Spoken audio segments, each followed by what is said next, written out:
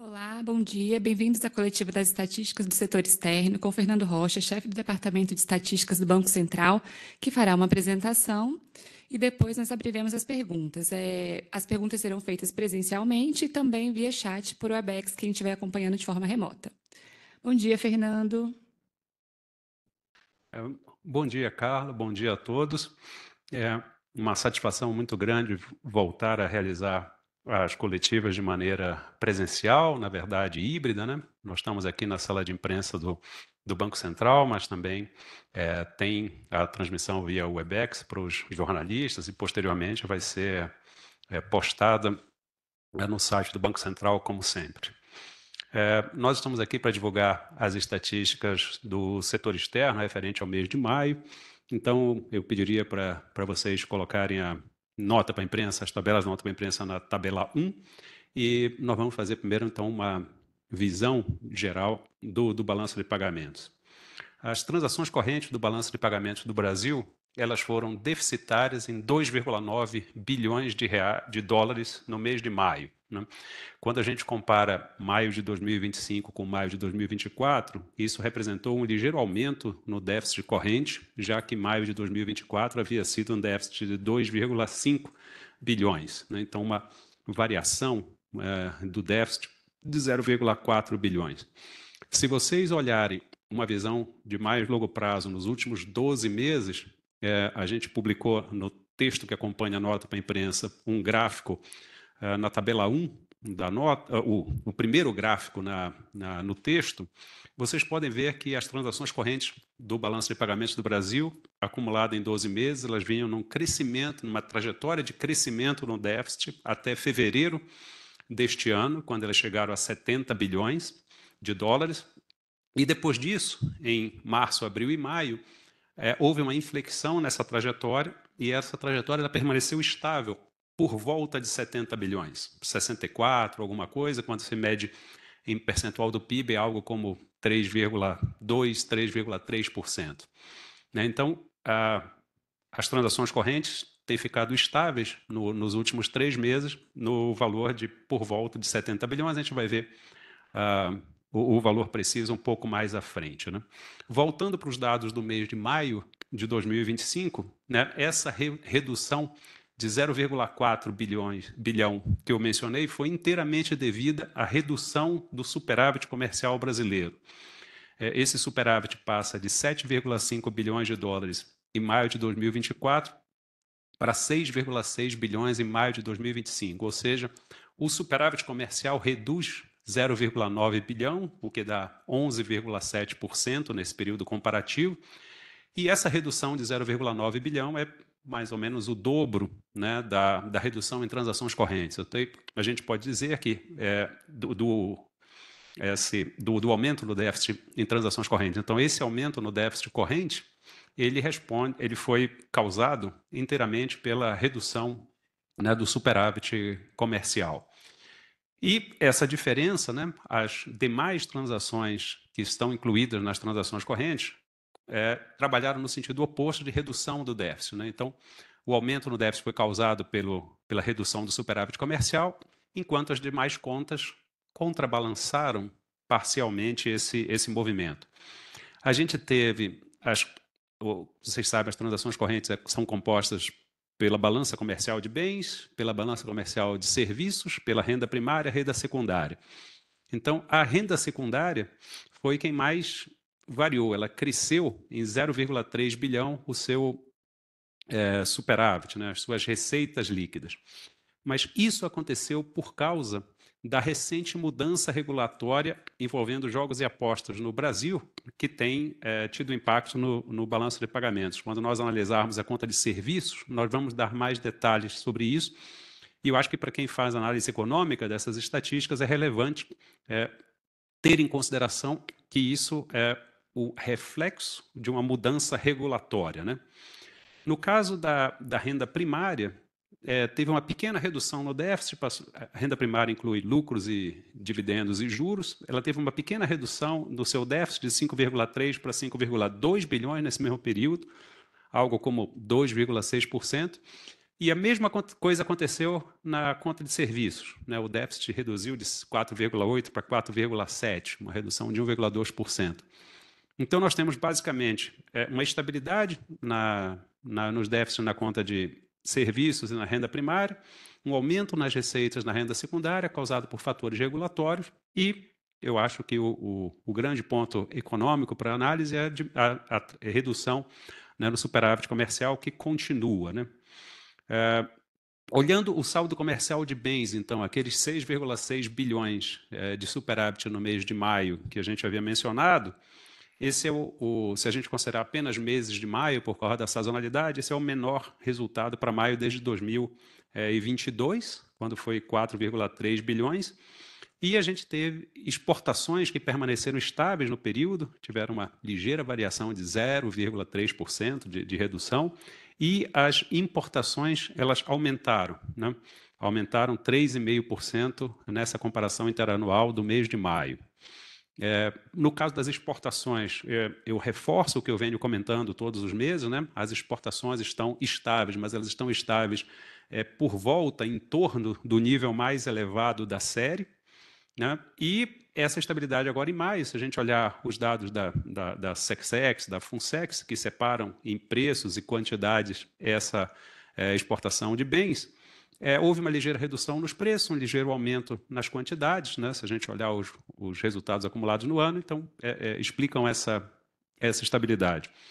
As importações, que cresceram 3,5% em maio, também foi o maior volume importado para meses de maio desde 2022, mas mesmo assim, se a gente olhar a variação do acumulado do ano, janeiro-maio, contra janeiro-maio do ano passado, ela cresceu 8,4% e agora na ponta, em maio, cresceu 3,5%. Né? Então, há alguma, mesmo que elas continuem crescendo, as importações brasileiras, há alguma desaceleração na margem. Né?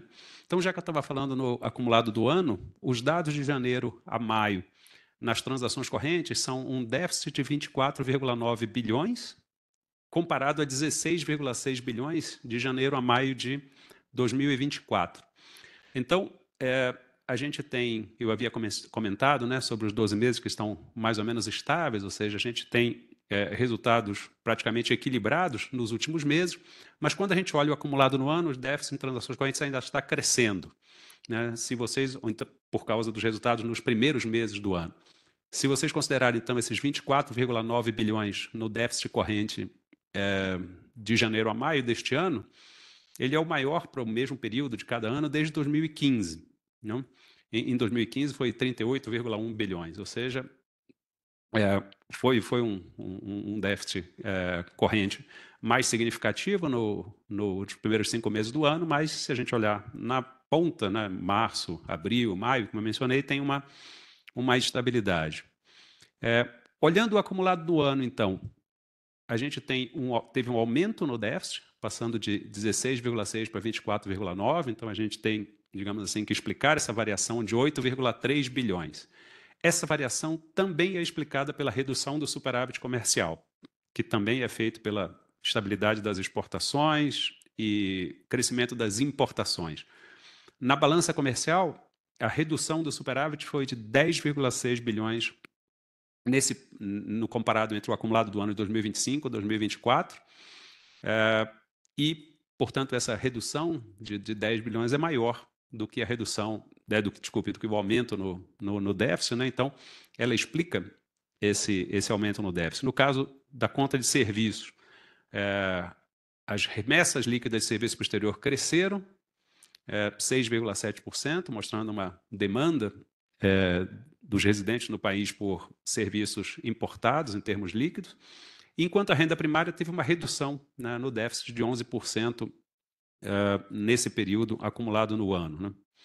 Se a gente olha, então, os últimos 12 meses, eu já adiantei isso, mas só para trazer os dados mais precisos, houve um déficit de 69,4 bilhões de dólares nos 12 meses encerrados em maio, que foi equivalente a 3,26% do PIB.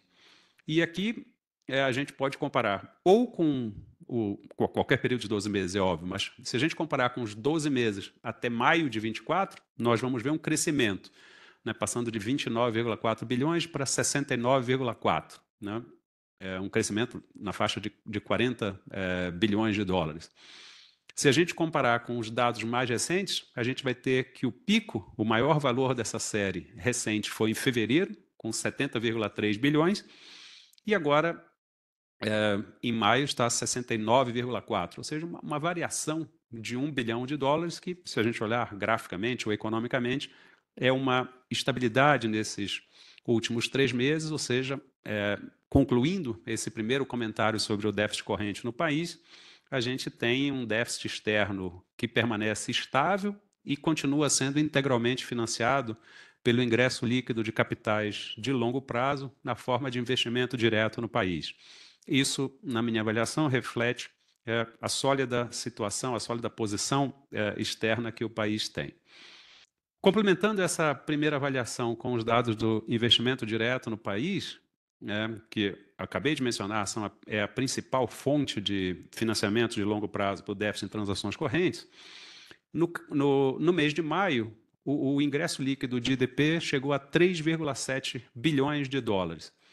Esse é um valor baixo, se a gente olhar os dados da série histórica, né? Se você fizer uma conta simples, né, e multiplicar esses 3,7 por 12 para ter uma ideia do que seria o valor anualizado desses 3,7, numa conta bastante simples, ele ia ficar muito abaixo das projeções que o Banco Central divulgou no último relatório de política monetária para o mês, para o ano de 2025, mas se a gente comparar com o ocorrido em maio de 2024, que foram 3 bilhões de dólares, ele representou um crescimento, né, de 21%. Então, isso se traduz também numa variação para cima, né, no IDP acumulado em 12 meses. Ou seja, foi um IDP abaixo do que a gente vinha vendo nos últimos meses, mas ainda assim maior do que o de maio de 2024.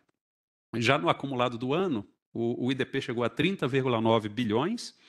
Isso é um pouco abaixo do IDP de janeiro a maio de 2024, né? Foi 31,5, agora reduziu para 30,9, também uma diferença pequena. Economicamente, uma estabilidade, os fluxos permanecem estáveis de investimento direto no país. E nos últimos 12 meses, esse investimento direto chegou a 70,5 bilhões, né? Um crescimento passando de 61 bilhões nos 12 meses até maio de 24 para 70,5 bilhões nos 12 meses até maio de 25. Então, nessa comparação em 12 meses, se a gente olha maio de 24 com maio de 25, de fato, teve um crescimento significativo do investimento direto no país, que nesse mesmo período passa de 2,7% do PIB para 3,3% do PIB.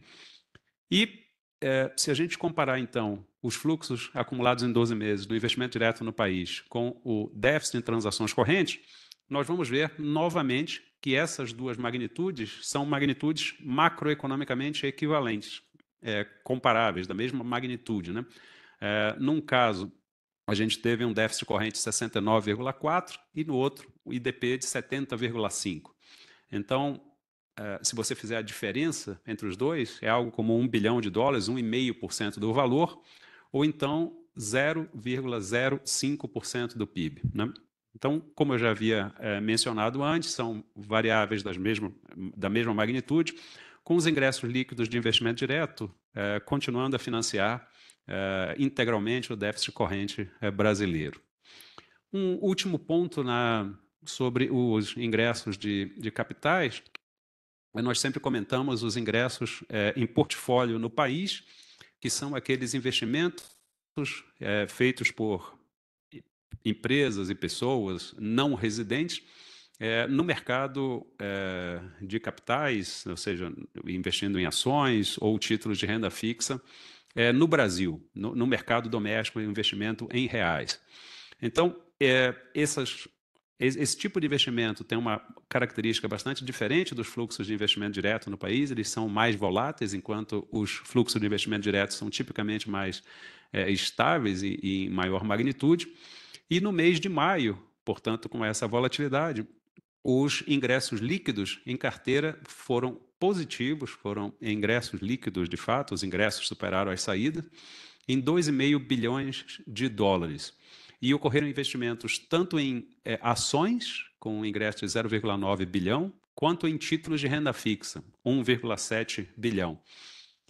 Se vocês compararem, no entanto, esse valor investido em maio, os 2,5 bilhões que eu mencionei, com o fluxo dos últimos 12 meses, que foram de entradas líquidas de 2,3 bilhões, vocês vão ver que o valor ingressado líquido em maio supera o valor dos últimos 12 meses. E isso é a própria expressão da volatilidade desses fluxos, que alternam ingressos e saídas, então, quando você soma esses 12 meses, os valores não são muito significativos. Então, eles deviam estar próximos de zero nos 12 meses acumulados até abril, passaram a 2,3. E, nesse caso, permanece uma dicotomia entre os dois instrumentos, com ingressos em títulos de renda fixa nos 12 meses até maio, de 10,5 bilhões de dólares, acima das saídas líquidas de 8,2 bilhões em ações e fundos de investimento. Então, a gente tem uma visão do conjunto do balanço de pagamentos brasileiro, que apresentou, no mês de maio, uma estabilidade, um ligeiro aumento no déficit em transações correntes, com um crescimento, mas de um valor baixo, nos fluxos do investimento direto, e ingressos líquidos também em portfólio no país. E se você olhar um período mais longo, uma estabilidade nos acumulados em 12 meses, uma estabilidade no déficit em transações correntes, com uma permanência do crescimento dos fluxos de investimento direto no país, mostrando essa posição sólida. Eu queria agora fazer uns comentários específicos sobre a conta de serviços, sobre a conta de renda primária e sobre a conta de capital. E, com isso, concluo a apresentação que eu tinha preparado aqui para vocês.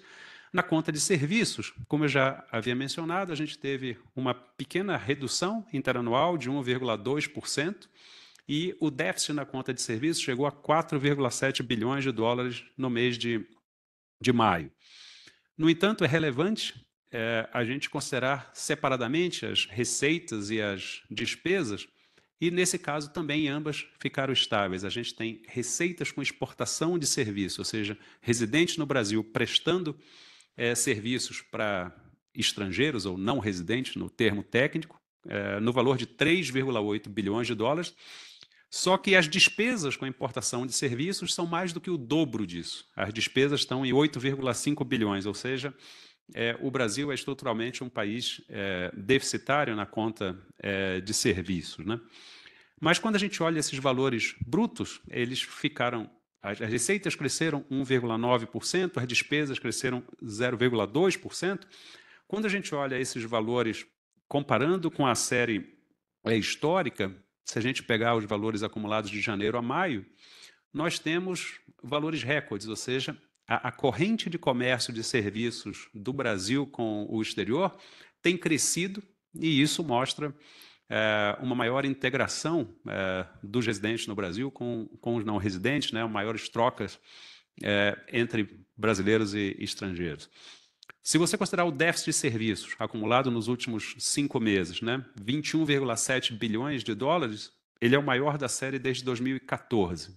Lá em 2014 chegou a 22,8. Agora, se você olhar separadamente, sejam as receitas, sejam as despesas, elas são as maiores da série do Banco Central, que começa em 1995, para qualquer período de janeiro a maio de qualquer ano, né? Mas uma coisa que a gente tem que explicar é a estabilidade da conta de serviços no mês de maio de 2025 comparado com 2024. E aí a gente tem 2 pontos importantes, né? A gente tem uma conta que foi a principal responsável pela redução no déficit de serviços, que é a conta de serviços culturais, pessoais e recreativos. Também houve redução no caso dos transportes, mas houve aumento no déficit em contas como propriedade intelectual, telecomunicação, computação e informações, aluguel de equipamentos e viagens. Então, a gente tem um conjunto razoável de contas aumentando o seu déficit, ou seja, tendo uma maior demanda por residentes no Brasil em relação a serviços no exterior, prestados por estrangeiros, mas a gente teve uma redução que foi mais concentrada numa conta. E aqui entra também essa história da mudança regulatória das apostas, das bets, né?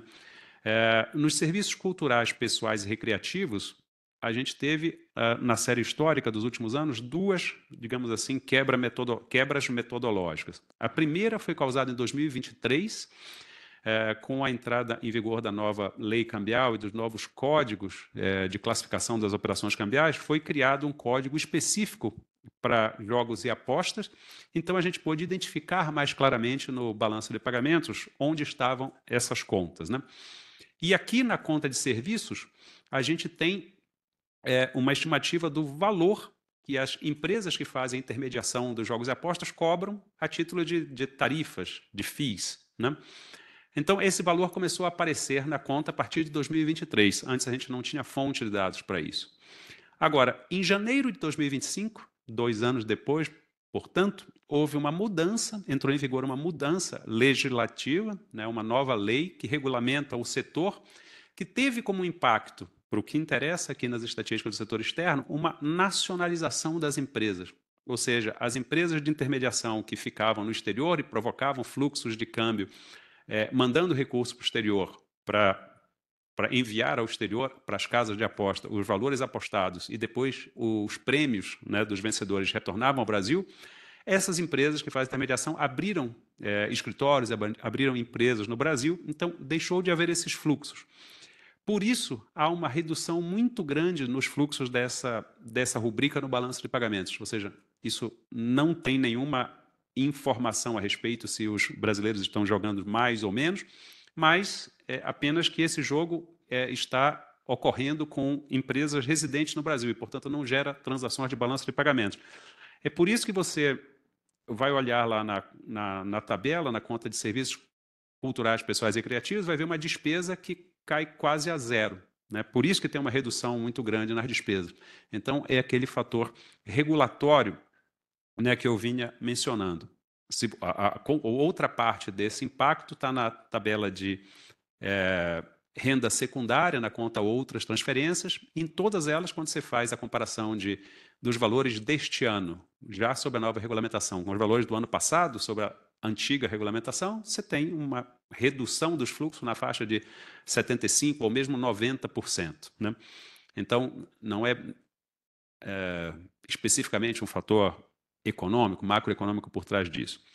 A outra redução de déficit aconteceu na conta de transportes, que reduziu em 10% seu déficit em maio, né? E essa redução foi concentrada principalmente nas despesas líquidas com passagens. A gente tem dentro da conta de transportes dois tipos principais de despesas, os fretes e as passagens. A redução no mês de maio aconteceu em passagens, é uma coisa, parece bastante específica agora do mês. E por outro lado, despesas como serviço de propriedade intelectual, telecomunicações, computação e informação, que tem muito aluguel e plataforma, operações de empresas de tecnologia, aluguel de nuvem e outras coisas, continuam subindo, com uma trajetória que já é vista há algum tempo. No caso dos serviços de propriedade intelectual, esse crescimento interanual chegou a 33%, um terço. No caso de telecomunicação, computação e informações, chegou a 20%, né? Então, acho que é uma categoria bastante específica de serviço que a gente vem acompanhando o crescimento desses fluxos mês a mês, né?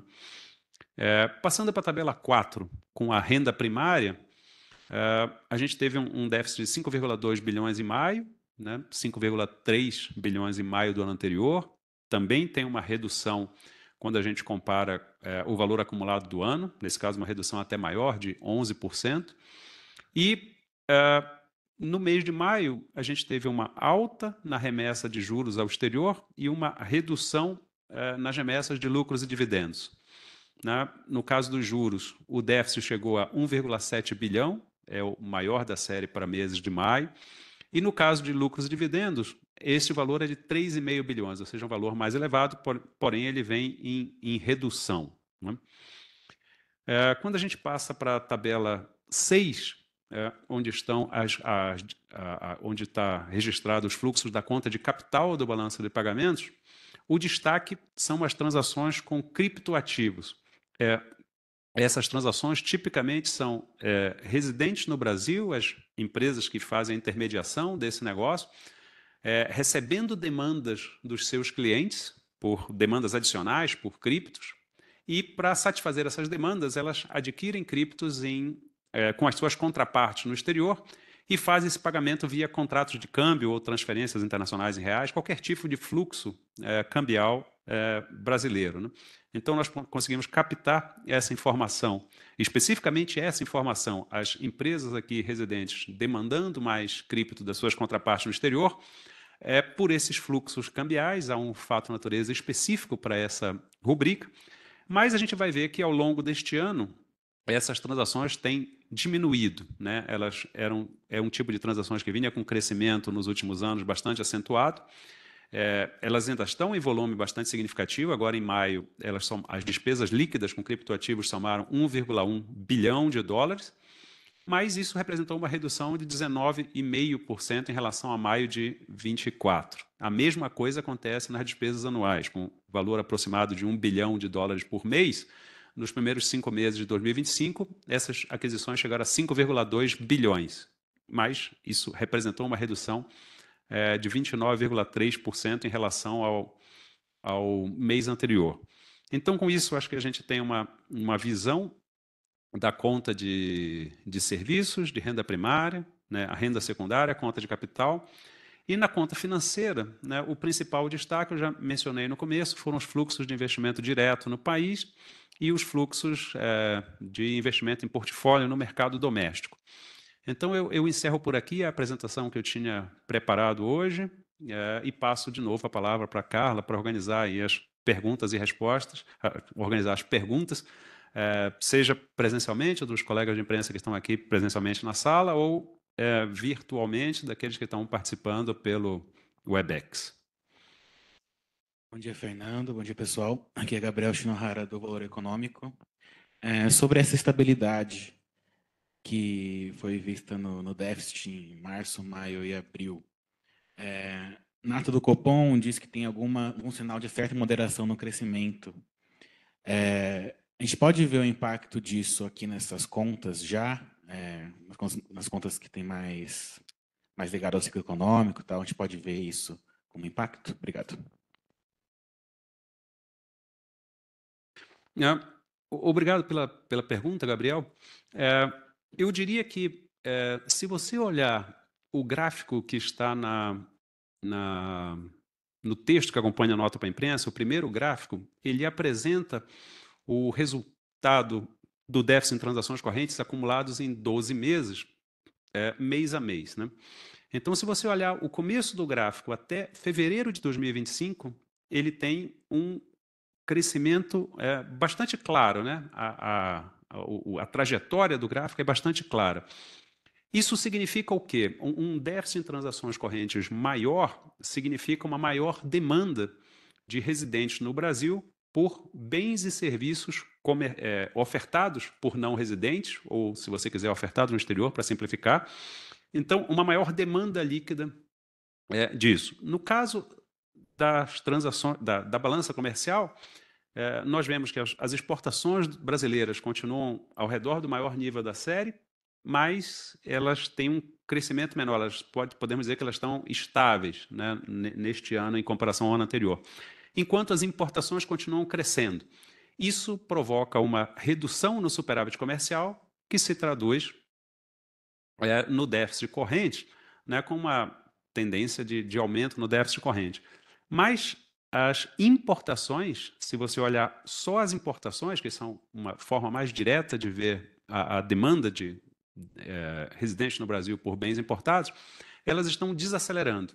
Então, acho que um primeiro ponto, né, a gente volta depois para transações correntes, mas um primeiro ponto é essa desaceleração nas importações, que é correlacionado com uma desaceleração na atividade econômica. No caso da conta de serviços, né, a gente tem, agora em maio, por exemplo, uma estabilidade na conta de serviços, mas a gente tem que excluir, para fins analíticos, a meu ver, aquele aspecto dos serviços culturais, pessoais e recreativos, que tem a ver mais com regulamentação do que propriamente com atividade econômica. Então, a gente tem dois setores, ou dois conjuntos de rubricas que têm comportamentos diversos, né? A gente teve uma redução nas despesas com transportes, e essa redução na despesa do transporte está ligado a balança comercial, é claro, né? Também é um sinal de desaceleração.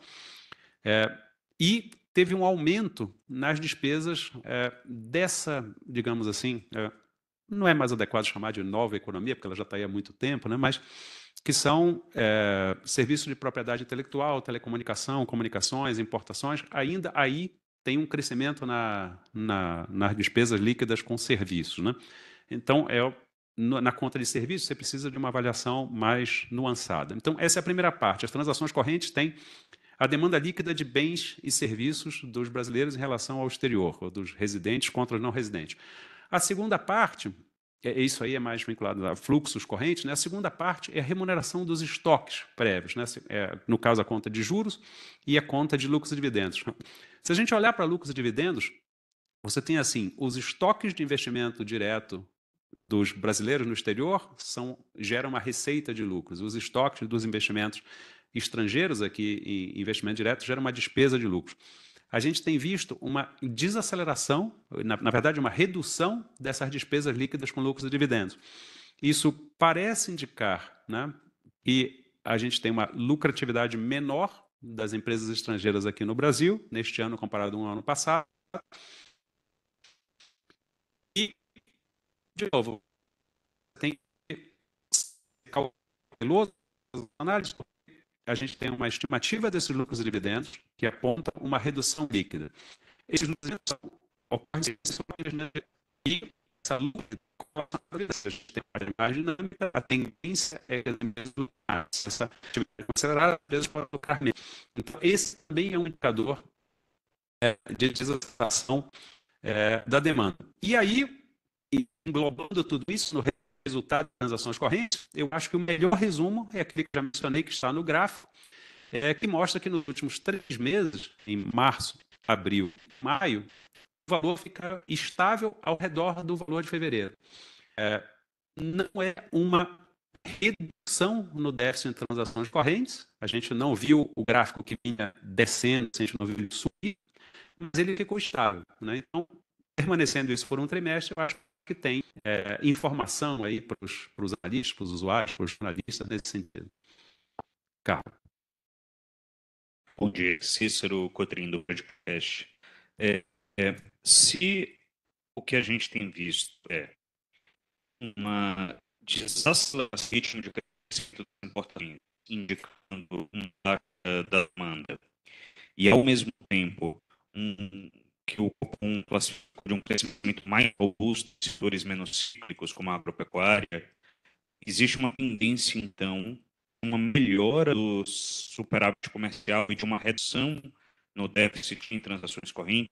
Seria algo esperado, que o agro contribui muito para as exportações, por exemplo. Bom, olhando para o déficit em transações correntes,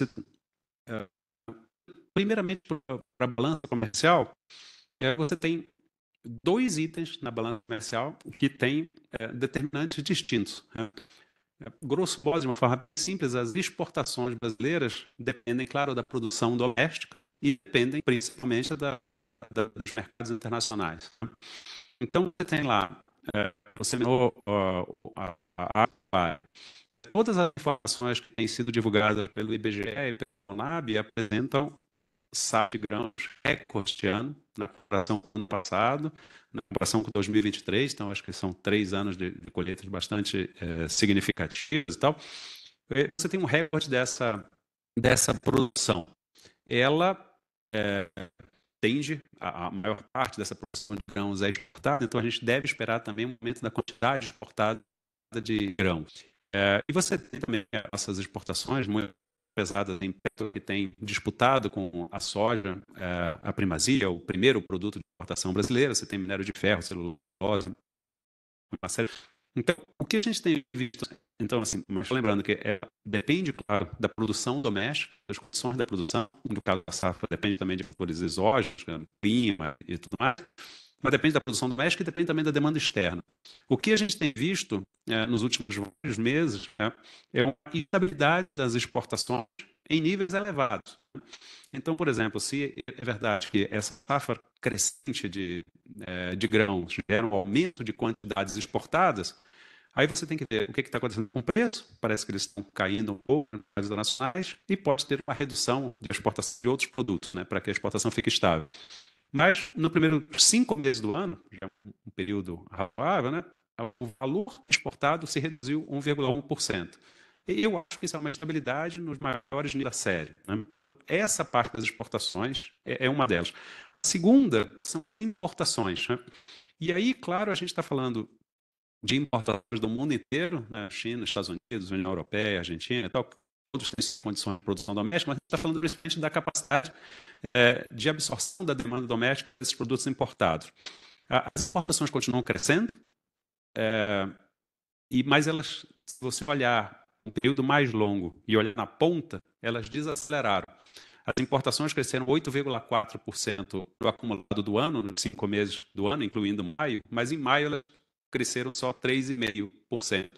Então, esse valor do acumulado do ano já reduziu um pouco em relação a maio, mas tem uma diferença significativa aí. Então, essa desaceleração na ponta, né, pode estar vinculada a um menor ritmo de crescimento da atividade doméstica, da absorção doméstica, ou da demanda interna, qual conceito você queira usar. Então, isso parece, se continuar essa trajetória, isso já aconteceu nos primeiros 5 meses do ano, isso indica uma redução, né, no superávit da balança comercial, que ajuda a um aumento, né, no déficit corrente, certo? E aí você tem que olhar os outros fatores. A gente tem na conta de serviços uma estabilidade na ponta, né, com um crescimento ainda no ano, ou seja, também nesse caso na conta de serviços, de uma forma similar ao que tem na balança comercial, você tem uma desaceleração na margem, né? Isso, os economistas gostam de usar isso na margem, é o dado mais recente comparado com uma tendência mais longa. E onde isso está mais claro é na renda primária, e que inclui os juros e os lucros e dividendos. Então, assim, grosso modo, você olha lá para os juros, você tem o estoque da dívida, isso já está contratado, não tem o que fazer. Quando você contratou essa dívida, você já definiu os juros. Uma parte disso é juros pré-fixados, então você já sabe exatamente quanto você vai pagar. A outra são pós-fixados, vinculados a taxas internacionais. O FED está com as taxas estáveis há um tempo, esses juros estão mais ou menos estáveis. Então, essa conta de juros meio que está dada, né? Mas a outra parte, lucros e dividendos, não. É claro que depende do estoque aqui, e o estoque está crescendo. Você vê os fluxos de DP crescendo, tal, esse estoque crescendo. Mas depende da lucratividade das empresas nesse estoque. E essa lucratividade, se você pode olhar os valores líquidos ou olhar direto as despesas, na tabela 4, as despesas de lucros e dividendos são incidentes sobre o estoque do investimento estrangeiro no país, né? Então, essas despesas estão se reduzindo. E aí, você precisa de... isso é um indicador, mas esse indicador aponta. Se as despesas de lucros e dividendos para o exterior estão se reduzindo, os lucros totais, né, dessas empresas estão se reduzindo, isso é correlacionado com a atividade. Uma atividade mais forte gera lucros maiores, uma atividade menos intensa, né, em desaceleração, gera lucros menores. Então, são esses os sinais que você tem nas transações correntes. Mas as transações correntes é uma parte da economia brasileira. A economia brasileira não é tão aberta assim, né? Você tem uma série de outros indicadores. As transações correntes são uma parte disso. Cara. Ok.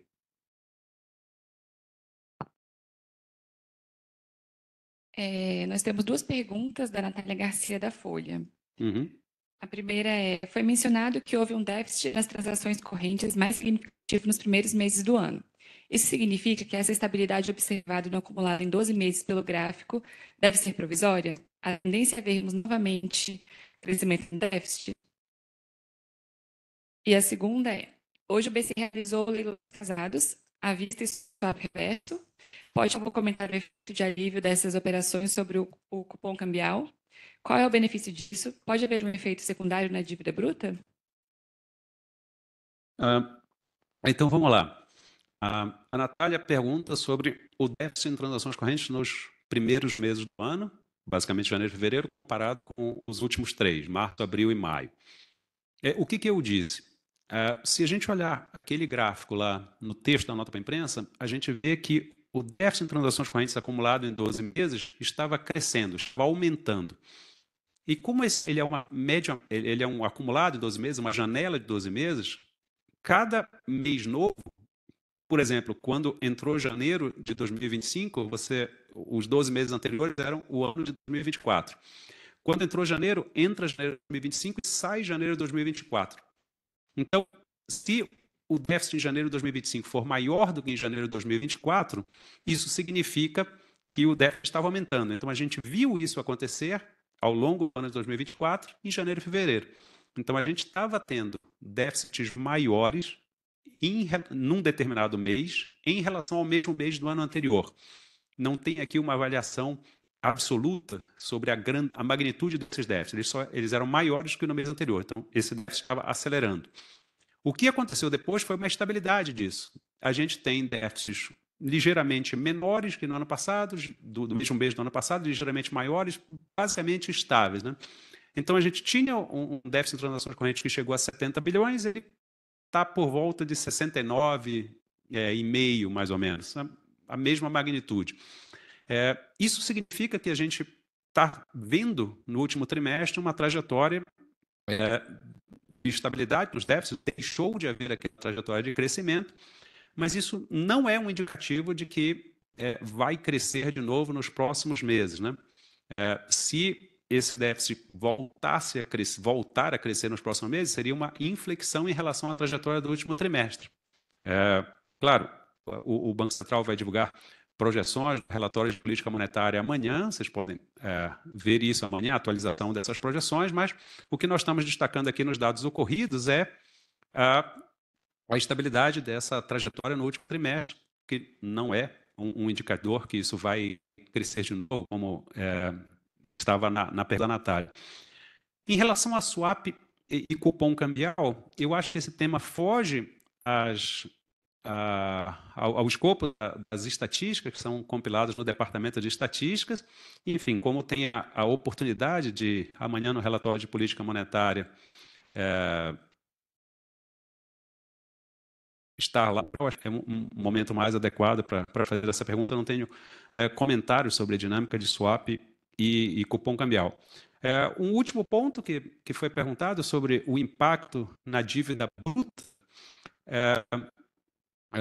Assim, a gente, em geral, tem dois pontos, né? O primeiro que, quando a gente trata de dívida líquida, a dívida líquida do setor público, ela é credora em moeda estrangeira, né? Então, se a gente tem uma variação do câmbio, uma desvalorização do câmbio, a dívida líquida se reduz. E quando a gente tem apreciação cambial, a dívida líquida aumenta. Então, um primeiro impacto do mercado cambial sobre a dívida líquida é isso, né? A desvalorização faz a dívida líquida reduzir. No caso da dívida bruta, como não existem ativos, ela é bruta, ou seja, só considera os passivos, o impacto é direto. Uma desvalorização cambial aumenta a dívida bruta, uma apreciação cambial reduz a dívida bruta. Os valores, as magnitudes dessas variações da dívida líquida e da dívida bruta ao câmbio são publicadas mensalmente na tabela da nota para a imprensa que acompanha os dados das estatísticas fiscais. Então, vocês têm lá o coeficiente de cada 1% de aumento da taxa de câmbio, de redução da taxa de câmbio, causa X pontos percentuais do PIB de variação na dívida bruta e na dívida líquida. Quanto ao impacto da operação em si na dívida bruta, é uma operação que implicou venda de reservas e colocação de swaps cambiais, né?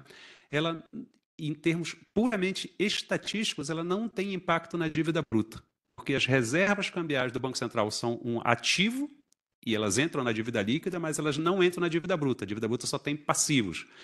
E os swaps cambiais são operações do Banco Central que não está incluído na dívida bruta. Então, em termos estritamente estatísticos, essa operação não tem impactos diretos na dívida bruta. Carla, com você. Obrigada, Fernando. A Sheila pergunta qual é o impacto do setor externo para a inflação. Queda das exportações reduz as receitas das empresas brasileiras. As importações desaceleram, o que reduz o efeito dos preços internos. Em outra ponta, a atividade doméstica ainda está rodando bem e os preços dos serviços têm impactado negativamente a inflação. Bom, é claro que os impactos da atividade doméstica sobre a inflação também são uma matéria, um tema que extrapola o tema da divulgação estatística aqui, é um tema mais relacionado à política monetária e que, portanto, acho que pode ser bem encaminhado se for discutido lá durante a coletiva do relatório de política monetária, né?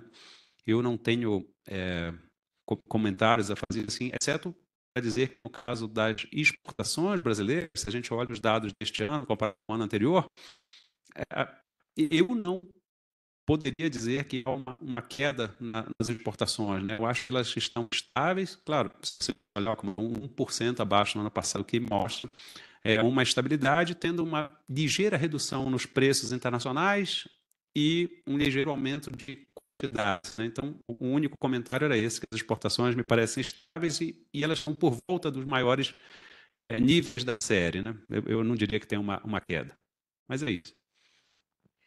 A Sheila comentou que a pergunta é sobre o efeito do setor externo para a inflação. Pois não. Então, nesse caso, eu acho que ela deve guardar a pergunta para amanhã.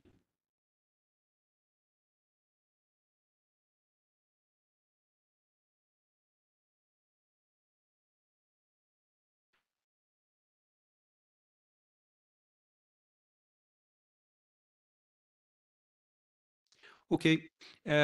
Não temos mais pergunta nem dos jornalistas que estão presencialmente aqui na sala, nem dos que estão acompanhando de forma remota.